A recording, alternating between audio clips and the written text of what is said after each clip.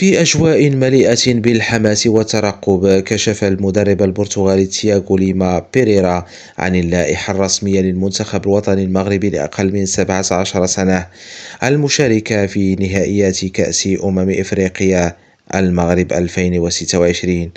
بطولة قارية كبيرة ستقام بالمملكة المغربية ما بين 13 من ماي والثاني من يونيو 2026، وسط طموحات جماهيرية كبيرة لرؤية جيل جديد يصنع المجد الكروي المغربي.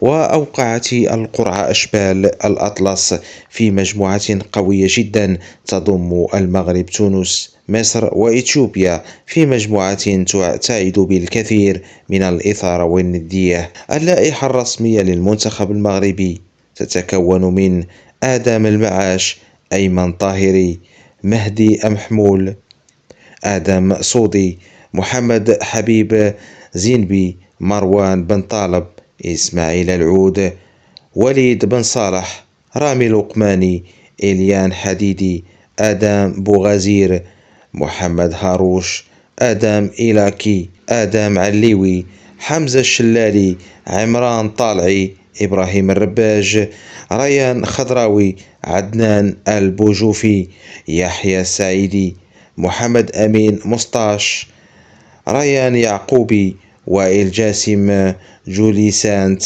إبراهيم فايق، لويس فليليس، وأيمن الزاكي. وسيبدأ المنتخب المغربي مشواره في البطولة بمواجهة قوية أمام المنتخب التونسي يوم الأربعاء 13 من ماي على أرضية ملعب مولاي الحسن بالعاصمة المغربية الرباط. وبعدها سيواجه المنتخب الإثيوبي يوم 16 من ماي، قبل أن يختم دور المجموعات بقمة مغاربية مرتقبة أمام المنتخب المصري يوم 19 من ماي. جميع مباريات الجولتين الثانية والثالثة ستجرى بملاعب مركب محمد السادس لكرة القدم بالمعمورة. جماهير الكرة المغربية تعقد أملا كبيرا على هذا الجيل الواعد، جيل يضم أسماء موهوبة بدأت تلفت الأنظار داخل المغرب وخارجه، في انتظار التألق فوق الأراضي المغربية وكتابة فصل جديد من أمجاد الكرة الوطنية. فهل ينجح أشبال الأطلس في التتويج باللقب القاري؟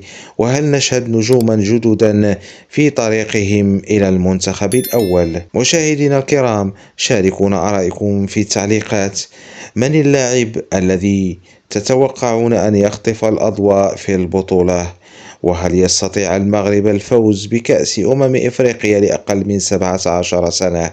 وإذا أعجبكم الفيديو فلا تنسوا الإعجاب والاشتراك في القناة ليصلكم كل جديد عن أخبار الكرة المغربية والإفريقية. شكرا على حسن المتابعة، وإلى اللقاء.